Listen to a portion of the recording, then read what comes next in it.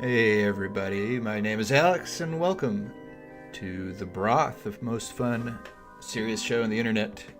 We're here live in the cauldron and today we're going to talk about the fact that biblical cosmology was never disproved. Now, before we get into what it is, what our model is, we're going to talk about how the mainstream model has not been proven and the biblical cosmology has not been disproven. What up, friendly? Thanks for joining, man. This is going to be a really fun one. So, the basic idea behind this episode is if we are believing that the Bible is the infallible Word of God, there are things that perhaps we can have a conversation about of if it's a metaphor, but we do not accept the idea that the Bible was wrong because people in the past didn't have information that they have now. In other words, if the Bible said something, the Bible doesn't say anything incorrect, and that's not an acceptable explanation of like, well, the person who was writing it didn't know, because the person who was writing it didn't know any of almost the stuff that they're writing. You know, we're talking about Genesis. Moses wasn't there, so this is divine revelation, and so we can have a discussion. Now, I'm a biblical literalist, but I'm not demanding that everyone else be. We can have a discussion on if some of these things in the Bible about cosmology could be a metaphor or could be sort of poetry or something like that. But we better have a darn good reason to question them. And everybody assumes that we do have a just foolproof reason to question that whether, in the Bible it says the sun is moving, not the earth. The sun stands still. The earth doesn't stop rotating. It says that heaven is above and that, suggests that there is an actual up, and that it would not be above also upside down Australians and things like that. There's a ton of stuff. The next installment will be a deep dive in exactly what the Bible says about cosmology. This episode, we're going to look at all of the so-called proofs, the reasons that no matter how devout of a Christian you are, you're expected to believe in the spinning ball and the infinite space and the sun and, ball rotating around, revolving around the sun, and the sun going around the galaxy, and we know all of this for a fact, and we've seen it with our own eyes on TV, and so that it would be absurd to take the Bible literally in this regard. So what I'm going to do is I'm going to disprove every single so-called proof that any of that is true. I'm going to go through history starting in 600 BC and ending today, basically. The most recent one that I'm going to talk about is in the 1960s. And there's about, what is this, maybe 16 of them. And you will quickly start seeing a pattern to all this. And I'll have some visual aids for you. And so yeah, let's just get right into it. Let's get right into it. In 600 BC, Thales or Thales or something, I don't know Greek pronunciation. Thales. Let me tell this to be quiet real quick. Okay. Noted that ships disappear bottom first over the horizon, suggesting a curved surface. Now, this is when I started looking into this, these were the first things that I looked at. I set about trying to find the proof that my two friends were knuckleheads and were wrong about biblical cosmology. And this was one of the first things I thought of. It's one of the things people are taught in school. It's one of the things people get so mad about this. I would suggest, if you want to do an experiment, because we're all about experiments in this episode, go on X and say that the Earth is flat, or go comment under a NASA video, uh, something about it being fake or something. People lose their freaking minds. I've noticed they've been losing their minds a little less lately, but um, one of the things they say, well, why does they always have such an attitude? It's like, can you?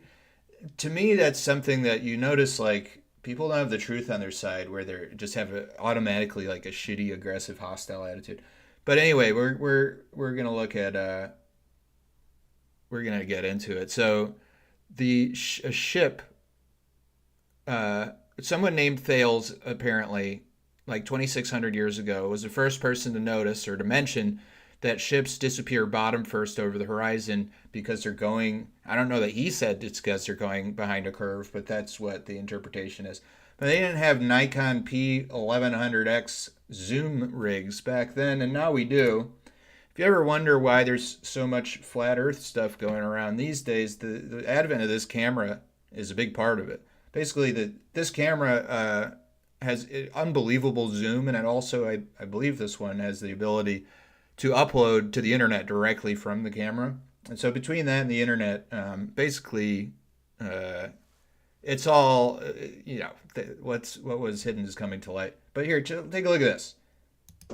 So here we have a ship, and it is, as we zoom out, disappearing below the horizon from bottom up.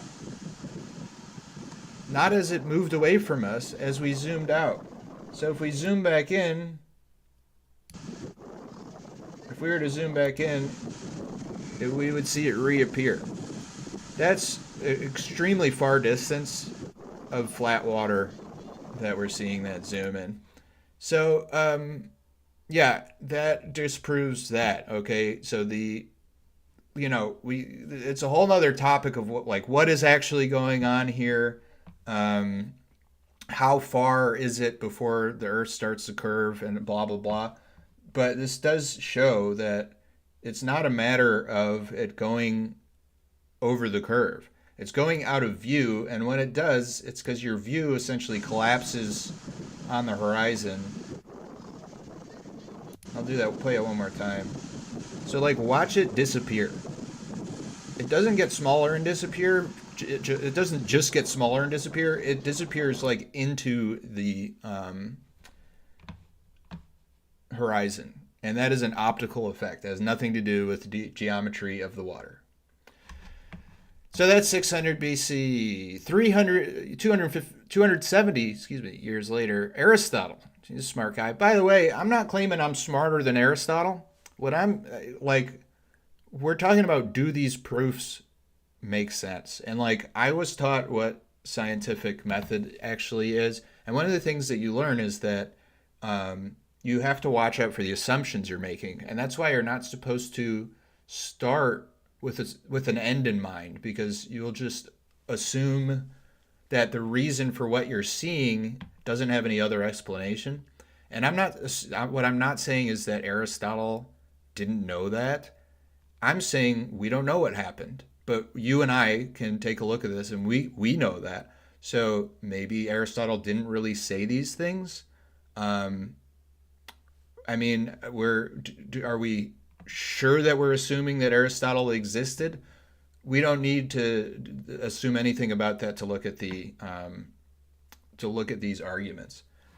So 330 BC, Aristotle provided three observations. One, ships vanish bottom first. Well, Thales beat you to that, buddy. Two, constellations shift with latitude. And three, the lunar eclipse shadow is a circle. Okay, so allow me to provide a different model of what the world might look like. Here is something that very much resembles the biblical cosmology, and as you can see, the firmament with the stars on it is not that far away. So similar to if I'm on one side of a basketball court and I look up at the ceiling and then I walk to the opposite side of the basketball court and look up at the ceiling, I will see two different parts of the ceiling. So there, a lot of these things, they're assuming things are really, really far away before they get started. And if they're not far away and it looks like this, then the same thing, you find the same thing. The same observable phenomena is explained in a different way. So Aristotle, very intelligent guy, probably contributed a lot of real stuff. I don't know what's going on here, but that doesn't prove anything. Maybe he wasn't trying. I think a lot of this is they weren't trying to assert an end to it. They were making observations and recorded their observations. And then later people assigned, like, this is what he meant. He was saying, therefore.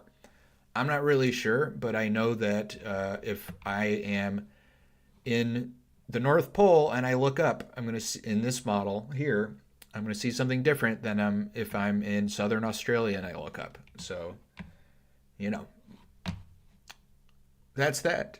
30 years later, 300 BC, Aristarchus of Samos, he created a hypothesis. He proposed a heliocentric model. First person that I'm aware of to propose the sun is in the center, the earth is going around it, while rotating daily and orbiting the sun annually. He estimated the sun's distance using geometry, using the angles during a lunar eclipse.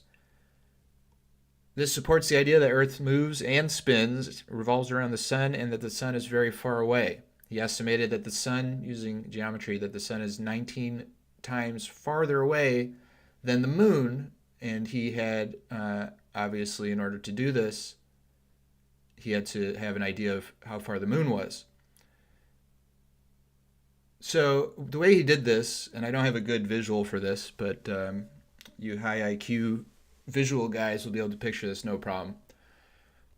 He did this by assuming that you figure at a half moon, when you're seeing like a half circle, the angle between the sun and moon would be in a right angle, right? So draw a line from yourself to the moon to the sun.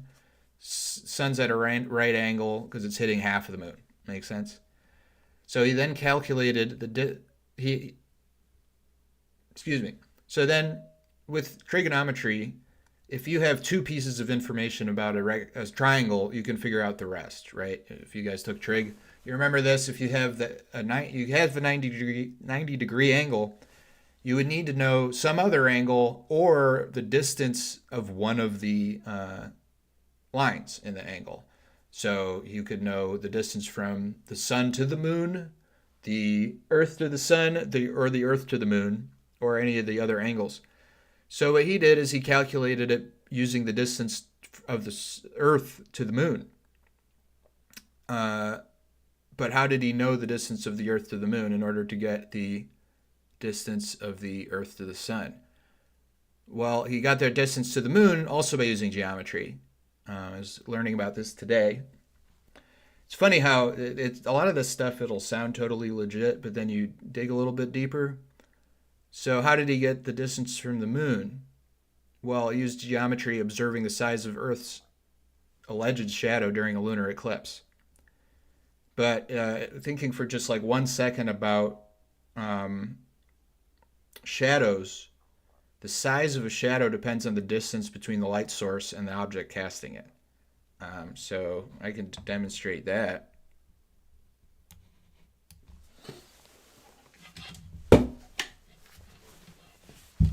One second, let me grab this light. Let me grab this one.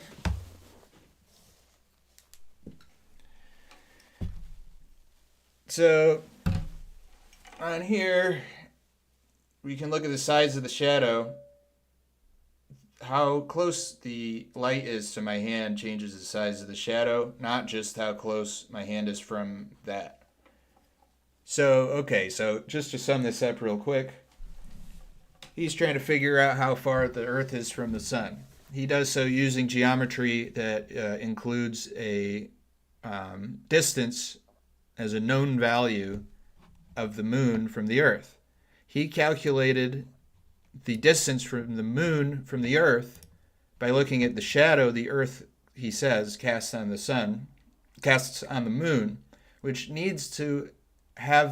only be done by making an assumption about the distance of the sun from the Earth.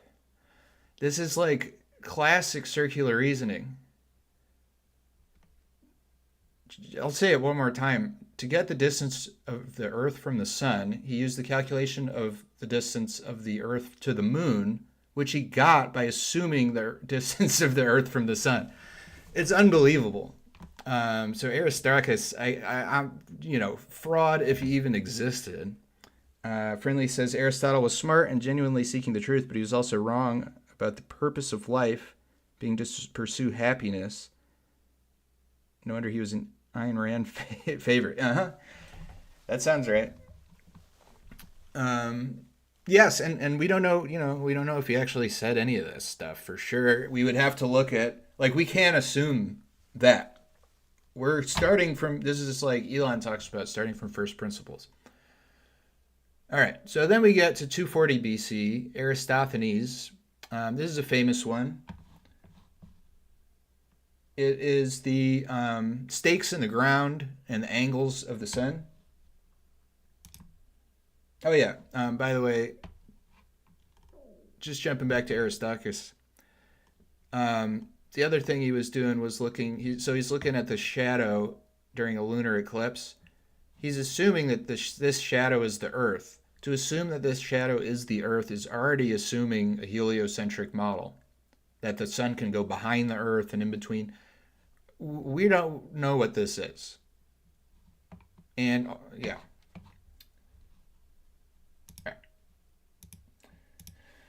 Okay, so this is another one people will yell at you. This is the other one that I looked up right away when I was trying to disprove my stupid flat Earth retard friends a couple years ago when I was first looking into this. And this, we are told, is proof that not only, they say, they guffaw at you. They go, not only did, they never remember his name, but Aristophanes. They usually tell you it was Aristotle. Not only did Aristotle prove that the Earth was a globe back in 240 BC, but he even measured the circumference. Okay, well that's fun, but did you know that if you're assuming parallel sun rays, and that in order to get parallel sun rays, you have to put the sun really, really far away, so far away that the divergence of the sun rays is negligible, and that the biblical cosmological model that they're guffawing at us for believing doesn't assume parallel sun rays or a distant sun. It assumes a small local sun. So figure 2a here gives the same results in terms of the length of the shadows, which is what they're measuring. And they're doing some trigonometry. We can get into it, but this is the gist of it. It's the exact same results as figure 2b. So small local sun with diverging rays makes figure 2a. Distant sun, far distant sun with parallel rays on a globe makes figure 2b. Both models work. There's no disproval happening whatsoever. And which one of these looks more like your experience? Have you ever seen parallel sun rays in your entire life? Now, you get into this stuff and you'll find some guy has made an explanation for a lot of these things that we talk about. So I say, have you ever, and you're always an idiot. So get ready for that if you're going to believe this and talk about it. I think I've been somehow blessed with not giving a shit if people think I'm a moron, which a lot of people do. People at my work know I'm a flat earther. I'm a biblical literalist, flat earther, so I'm like the dumbest guy around. And the 80 IQ dishwasher thinks I'm a retard, but who cares? It's kind of an advantage in life to not care about that. So I say, look at these sun rays diverging. How could it be parallel? How can it be millions of miles away? It looks like it's right above those clouds. And they say, you idiot, it's refraction. And you hear that all the time. You're always an idiot, and it's always refraction. So in figure 2b here, they would say that, it could be, you could be anywhere on the planet, and one of these parallel rays comes in and it hits the clouds, and then in the atmosphere it refracts and splits off into these different, and making it look like this, which is what the only experience you've ever had with looking at sunbeams. And then you say, well, how come it never does this in the sky in more than one place? Like, how come I can't stand in the middle of the desert where the sky is humongous and see this happening in one area and in another area? And if you think about it, that doesn't even make any sense. The common sense would say you could draw a line, like extend a line from each of these beams, and where it all connects is the source of light. All right, so that was Eratosthenes BTFO'd easily. In 150 BC, we have Hipparchus, and people don't mention this one very much, but it's in the science books. Hipparchus didn't do anything. He refined something. He improved the distance estimates to the celestial bodies using lunar parallax and eclipse data. So he did do something that was pretty cool. He pulled out the eclipse data that the Babylonians had gathered for centuries, and he used it to make the phenomenal discovery that the stars are indeed further away than the moon. I'm not kidding. That was one of his two major contributions.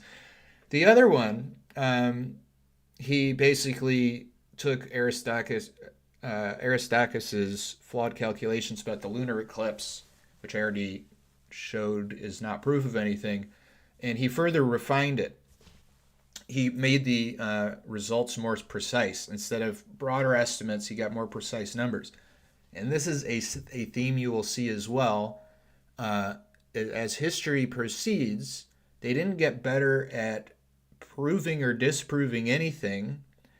They are refining a model based on assumptions that have not been proven. Over time, they get much more precise in exactly what that model looks like, but they never get around to proving the first principles of the model.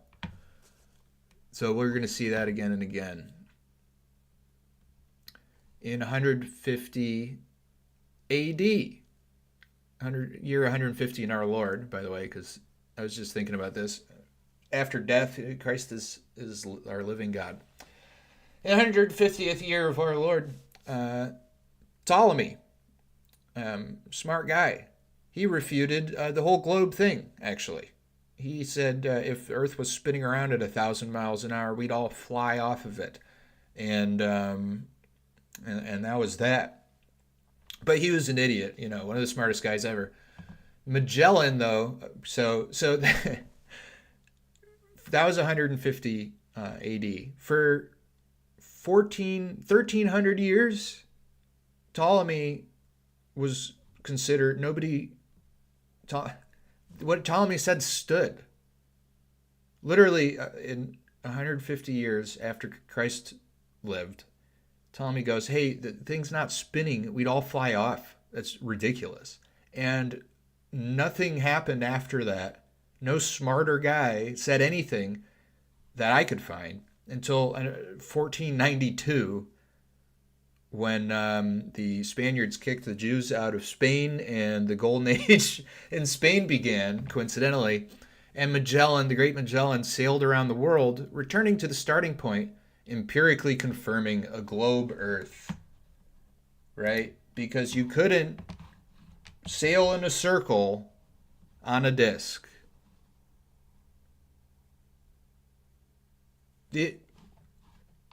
Everybody would, they think we're idiots, and everybody's been under a spell. That's the only explanation for this. We've all been under a black magic spell because I'm kind of smart, but I'm not that smart. This isn't that hard. In 1543, Copernicus mathematically argued. Earth orbits the sun annually, explaining retrograde motion simply. Okay, so back in the day, uh, Aristarchus proposed the heliocentric model, and it was BTFO'd simply by Ptolemy pointing out that we'd all go flying off of this thing because he understood centrifugal force. So then it wasn't until Copernicus, the great Copernicus, created the Copernican model, which we basically have today. And he showed, and this is one of the more legit ones, he showed that the retrograde motion of the planets, in other words, they don't just go around us like this, they creep up and then they fall back and they do this and then they do that. That if we're on a globe spinning around and those are going around the sun, you can track those planets and predict where they're going to be, and it was simpler than what they were using before and more predictive. At least that's the claim. I haven't been able to, I don't know how to demonstrate for sure that it's more predictive or simpler, but let's take their word for it. What that would do is, so it is true that if you have two theories and both of them explain some observable phenomena, and one of them explains an observable phenomena more clearly and simply, that is a point in favor of that theory. However, there is a tremendous amount of observable phenomena that both of these theories or models are talking about. This is just one of them. So that would be 1 point for the Copernican model if that's true, and we'll give it to him. However, a question would be, were they able to predict the star, where the planets would be with accuracy using the flat Earth model, the biblical cosmology? Well, the Maya were tracking the planets long before Copernicus, as you can see here. An ancient Mayan text, this. So the Mayans, using writing that looks like this, were able to track the planets. They're able to predict the rising of Venus any day of any year within 1 minute. Within 60 seconds, they could tell you precisely when it would rise in the morning. Now, I wonder what model the Mayans used. What did they think that the universe looks like? Well, like this. Looks like a level plane with, they believe they were at the center, with a firmament above it and celestial bodies representing deities. I've been to pyramids like that. They are really cool, and they really do have a very sophisticated like, if you look at everything that's going on, cool buildings, but pretty primitive. Primitive, just about everything else, very sophisticated understanding of cosmology, and this was their understanding, and using it, not only did they predict the rising of Venus, but like they built these buildings so on the equinox, like the shadow of a dragon would eat something else. They were super into it, and it was very cool. I wonder if any other ancient peoples viewed things kind of like that. Well, this is awkward. It looks like every ancient people essentially viewed things the same thing. This is just 6 of them. But literally it's all of them, except for NASA. Fortunately, NASA is extraordinarily above board and not suspicious at all or involved in any weird stuff, or particularly not black magic or anything. We'll get back to that. All right. So that was Copernicus. Debunked. Not proof. Could be something, could be interesting, could be helpful, could be scientific. It isn't proof. Then we get to Galileo Galilei. Cool name. Awesome guy. 1610 to 1616, he had a telescope. Bro had the Nikon the Nikon P1000X back in the day, and he observed the phases of Venus and Jupiter's moons and came to the conclusion that for the phases on those moons were had the same reason as the phases of our moon, which was where they are relative to the sun. Now, there could be different reasons of what could be going, or different conclusions you can come to. But I want to just challenge your very idea of what Venus is. And to do that, let's take a look at this.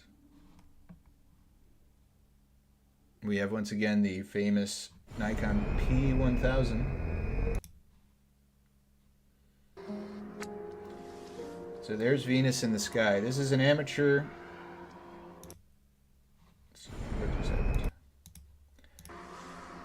We have an amateur, non-NASA, non-state actor, non-Mossad person with a camera.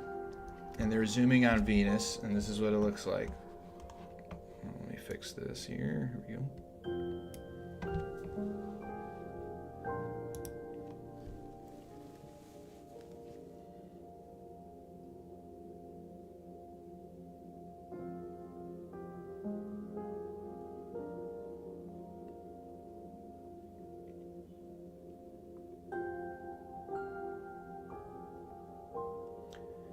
They'll tell you it's out of focus, but there are moments where it comes perfectly in focus, and that was one of them. Oops. It'd be difficult to capture, but like that's out of focus. Sometimes you can see the texture. That's not out of focus.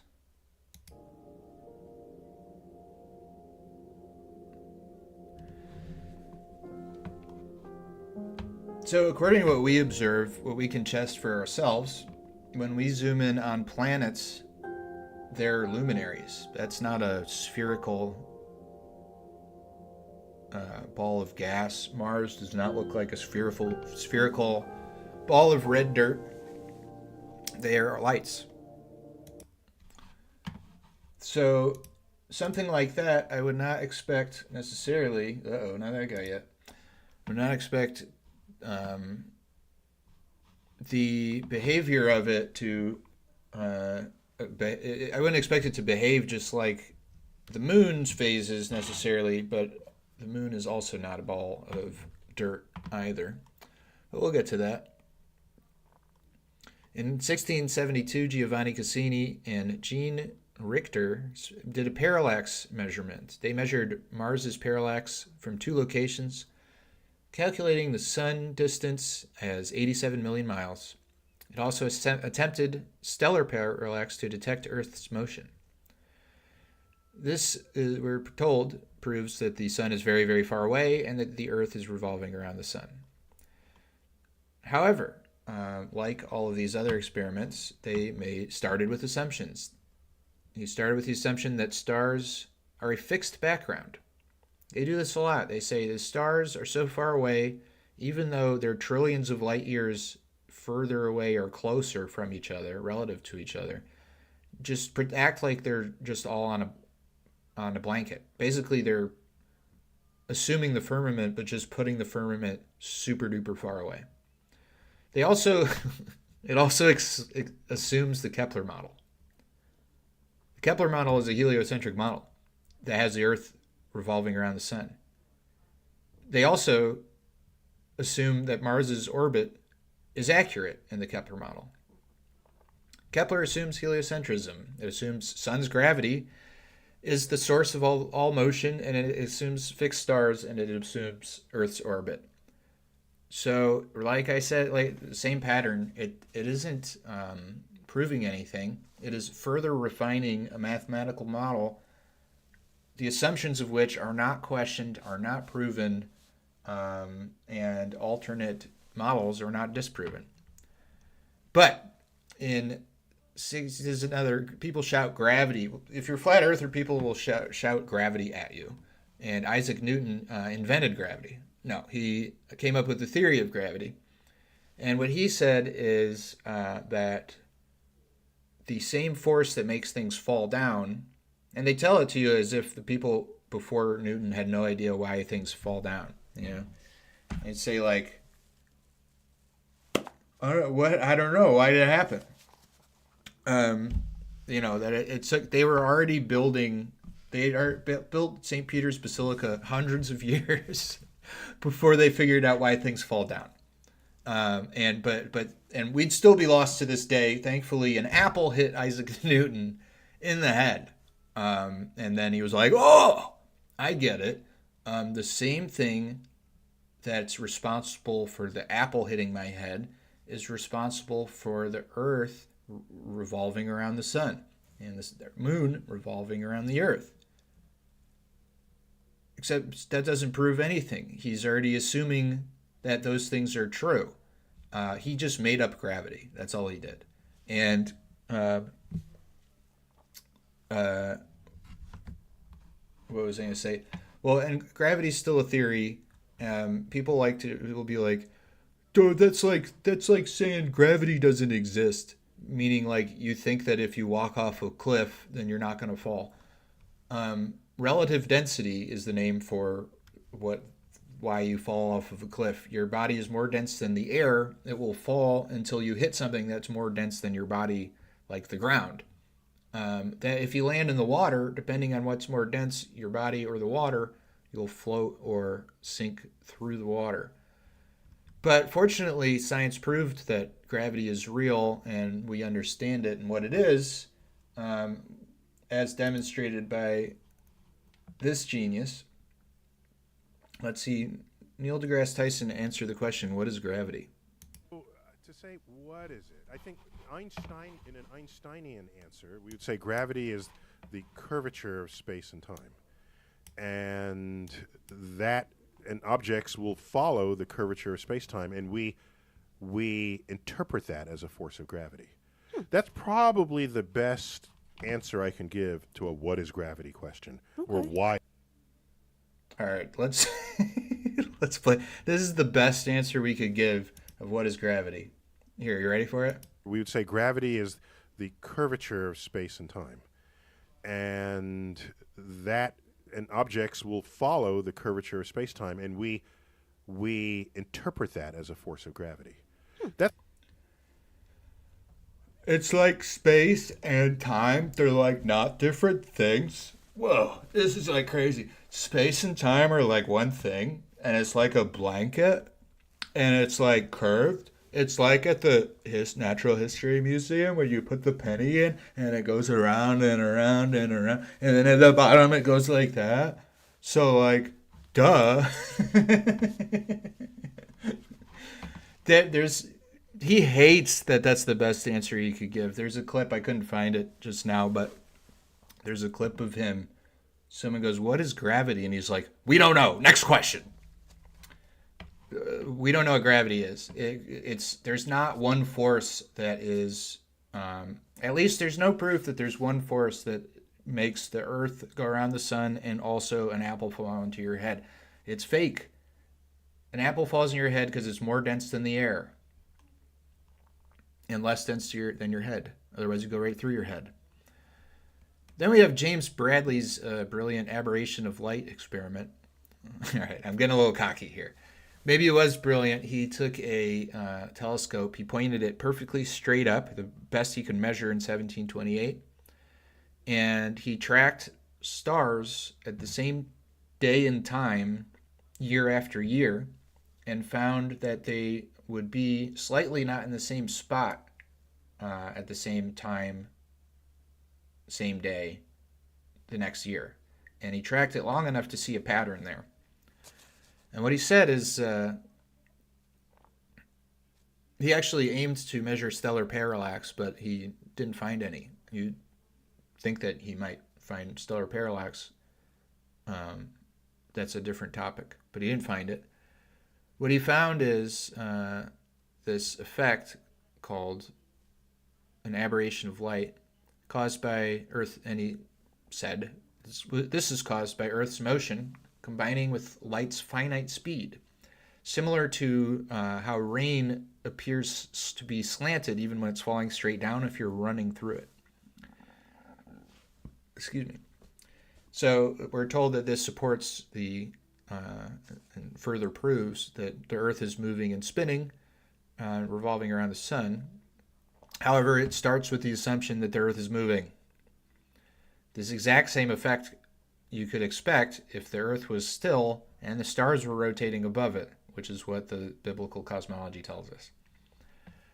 So yet another one, BTFO. Let's see, we got 1, 2, 3, 4, 5, 6, 7 more, and some of these are quick. And you guys are starting to see some patterns here. In 1761, the transit of Venus observations were made.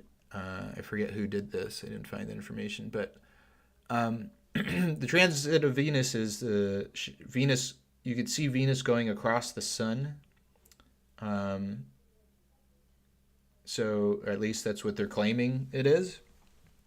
But what they did was they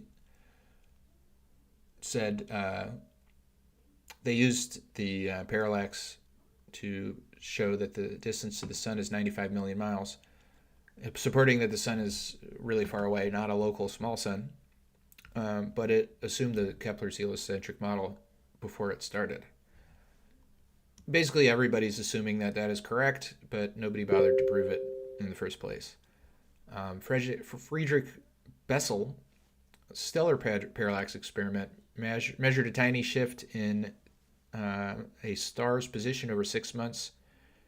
Directly, this is what it said, directly proving Earth's orbital motion, but it assumed the heliocentric model, which assumes the Earth's motion to begin with. Then we have another one that's a popular one. People like to yell this at you and tell you you're an idiot. Don't you know? Didn't you ever go to the Science Museum and see Foucault's pendulum? Right? It's a big ball on a long string or wire, and it's swinging back and forth. And through the course of months, the plane of motion rotates so that underneath, so basically they say it's swinging back and forth perfectly, but the Earth is rotating under it. And as little children, we go, wow, truly, what an amazing example of science, thereby making us dumber, because this is not how science works. If you wanted to follow what science would be, you would not be taking a theory, say the Earth is spinning, and then showing a observation that we could make, and then saying, see, it's because of the thing that we presumed in the first place. What you have to do is take away all of your assumptions, or you have to do multiple experiments where you're eliminating other possibilities. So an example of that would be like, so here, in other words, there's many reasons why that might be happening. For example, this is going to sound stupid, but like if the wire it's dropped from was twisted slightly, or if a breeze could do this, or the way that they do it at these science museums is because they can't be bothered to like actually have a person pull the ball to one side every now and then and let it go. They have magnets that keep it moving forever, and the magnets could be nudging it slightly. So that's not to say that you couldn't prove something with this. You could, but nobody bothered to do this. What you would have to do is something like this. The Earth spins differently. It would spin in a different relative direction if you're on the northern or southern hemisphere. Right? People like to say, yeah, I'm not going to get into that. But also, you're at a different relative speed depending on how close you are to the equator. So you'd have to you'd say, all right, we assume nothing, and let's have taken data from a pendulum at the North Pole, at the Tropic of Cancer, at the equator, and at the Tropic of Capricorn, and at the alleged South Pole. and watch how they rotate differently and at different speeds, and then, or whatever speed they do, and feed that information into a model and see if what you'd assume matches with what you saw. But nobody's ever done that. They just swing a thing. They just swing a thing around and they're like, see, it rotates, and that's it. That's literally all they did. 1887, Michelson-Morley experiment. The Michelson-Morley experiment assumed the existence of something that scientists at the time assumed, which was called ether. They said that the Earth would be moving through something called a substrate called ether, because they didn't think that it was just a vacuum of space at the time. So people will, even though they don't, if anyone asks you, if anybody tries to tell you that the Michelson-Morley experiment proves anything, ask them if they believe that ether exists. Because if they do, they should throw out that, or if they don't, they should throw out that experiment. Finally, in 1915 to 1919, Albert Einstein came along and said, actually, it doesn't matter if you're having trouble believing that what you're standing on is moving at 1,000 miles an hour. It's because it doesn't matter. There's no such thing as absolute motion. Everything is relative, even though spinning is not relative because you're changing directions all of the time.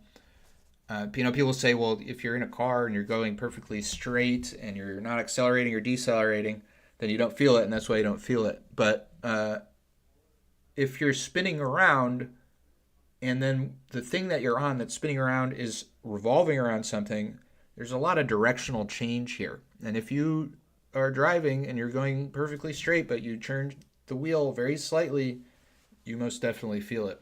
But Einstein assures us it doesn't matter. That's essentially what he did. His brilliant contributions to science involved what they call thought experiments. Thought experiments are a fancy way of saying he made it up.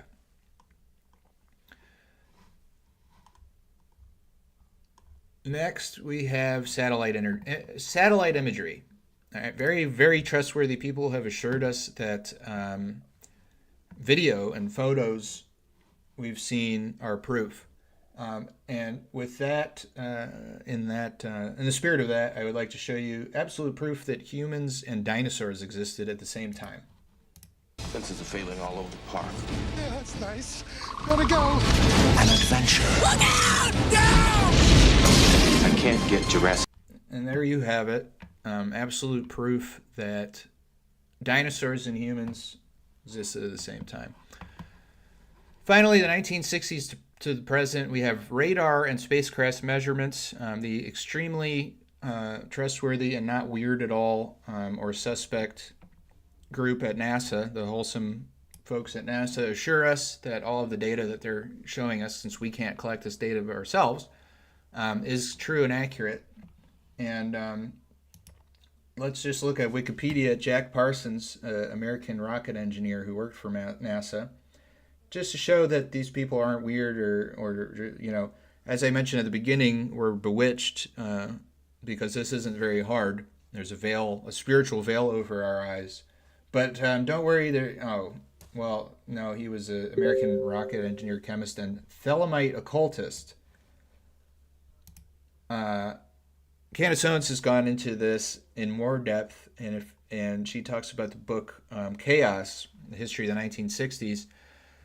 Yeah, no reason to think our government during the 60s was tricking anybody or feeding us fake data the same time that they were giving Charles Manson LSD and teaching him how to brainwash people. Let's take a little more look here. Here he is in the Galactic Rocket Research Group, going back to the 30s, embracing Thelema, which is Satanism. It's a branch of Satanism started by Aleister Crowley. Now, Aleister Crowley's a whole rabbit hole in himself. He is leading something called the Agape Lodge. He was working with L. Ron Hubbard.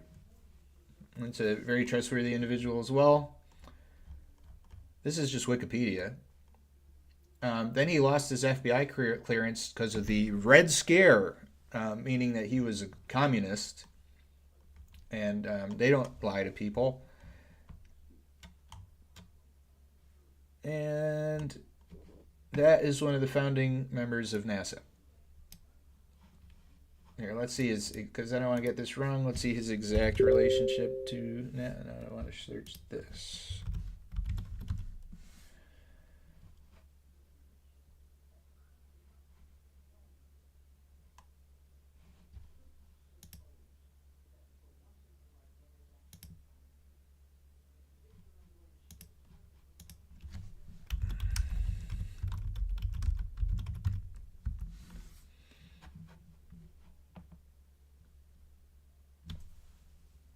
He was an influential American rocket engineer and chemist. Well, let's look at who founded NASA. Because it is more conspicuous than that might look. And you're probably going to be vague. The group, okay, so it started from NACA. The group was headed by Werner von Braun, a German scientist during World War II, had developed a ballistic missile such as the V-2 rocket for Nazi Germany. I wonder what Werner von Braun has on his headstone.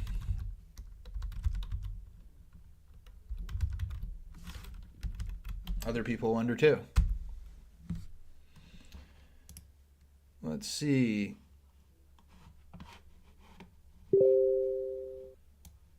Psalms 19:1.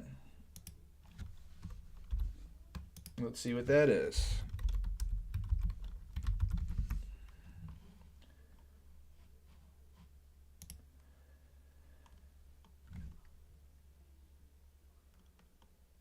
The heavens proclaim the glory of God, and the sky above proclaims his handiwork. Well, that's an interesting version. What does the King James Version say?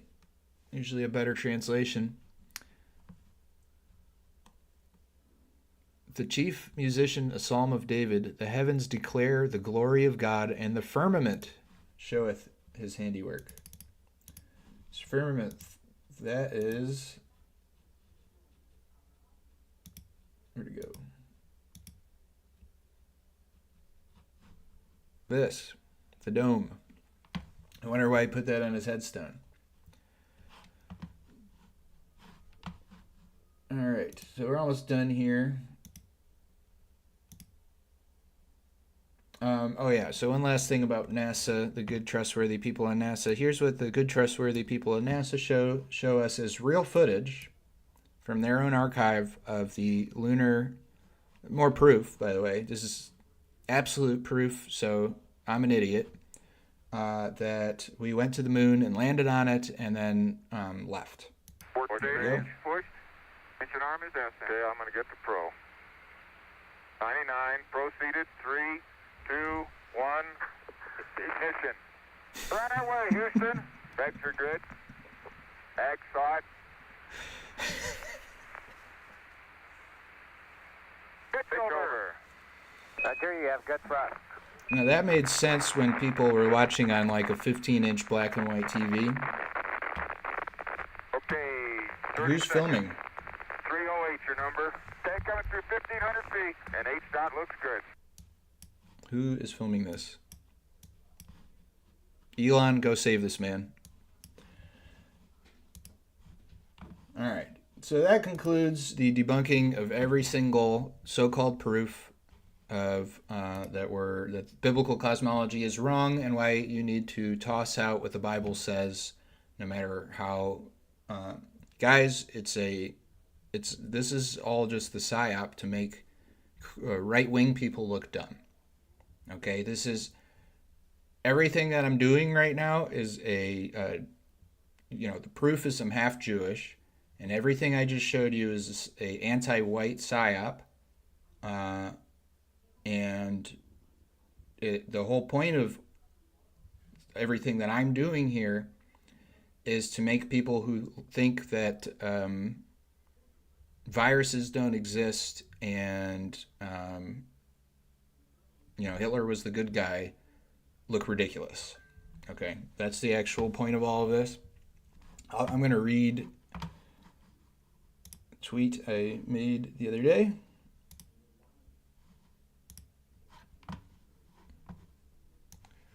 Bear with me just a moment while I find it. Because I'm going to explain people's attitude towards this stuff, a very common attitude. And I believe you will get exactly what I'm talking about here.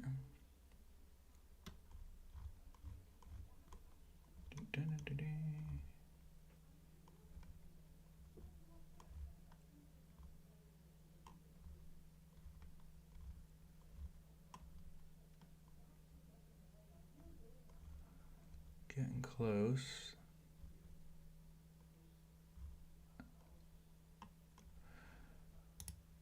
All right. Yeah, let me pull this up so you guys can see. Oops.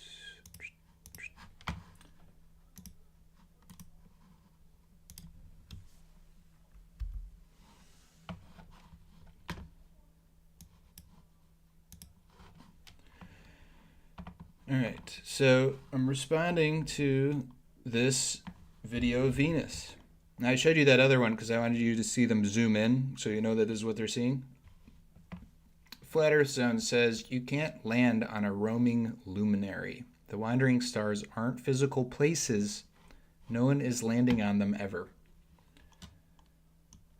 So what I responded, I said, every image of a planet you've ever seen is CGI. Every single one. Planets are wandering stars, and stars are not giant fusion reactions. Both are mysterious luminaries shining from the firmament over our heads. Preposterous, you chortle. Now, obviously, I know some vast conspiracy theories are true, you assure the others. I'm not boosted. You make an elegant guffaw as you make eye contact with the passerby, charming them to a smile. No, you say, of course I know about 9/11, JFK, vaccines, COVID, Pizzagate, Epstein working for Mossad, chemtrails, USAID, free atmospheric energy, the Holocaust, hidden cancer cures, the pyramid in Antarctica, cymatic stained glass windows, mud floods, Tartaria, Big Mike, the four Bidens. I know about Bill Gates' swapped wife and Jimi Hendrix faking his death, returning as Morgan Freeman, giants, Alexander the Great's Brontosaurus, the pyramids being antediluvian, fluoride, glyphosates, aluminum, and Alzheimer's, ridges on coins, 110 countries, Madagascar, the Rothschilds, the Seal of Solomon, / Star of Remphan. I know about Saturn worship and evolution being a lie. I know about the Shroud of Turin and the Spear of Destiny and Hitler's paintings of Mary and the Great Wall not being made by the Chinese, and MK Ultra, Project Bluebeam, Operation High Jump, Operation Fishbowl, Trans Baphomet worship among elites, Hyperborea, and the Millennial Reign. Of course, I know about that. You smirk, your eyes twinkling, extraordinarily pleased with yourself. But this flat Earth stuff, you say, is a psyop to make so-called conspiracy theorists look stupid. Hear, hear, shouts a gentleman. Bravo, shouts another, as men pat you on the back and women faint nearby. The crowd then hoists you up on their shoulders and carries you triumphantly to the nearest planetarium, where you watch NASA footage of the Mars rover, tears of joy streaming down your faces. In summary, what all this looks like to me is starting with assumptions and working backwards. All of these people, if they existed at all, let alone if they existed in the time we were told they did and said the things we were told they said, are at least in these cases not doing science as we truly understand it. They are setting out to prove a particular model of the universe, starting with the assumptions that that model of the universe is already at least partially true. That the Earth revolves around the sun, and then it revolves around the so-called center of the galaxy, and now that galaxy revolves around nothing, and the center of the universe is nothing and nowhere. I believe this represents more than this represents a evolution of understanding. It represents a spiritual shift from sun worship to nihilistic black hole worship to centerless drifting chaos. This has been The Broth.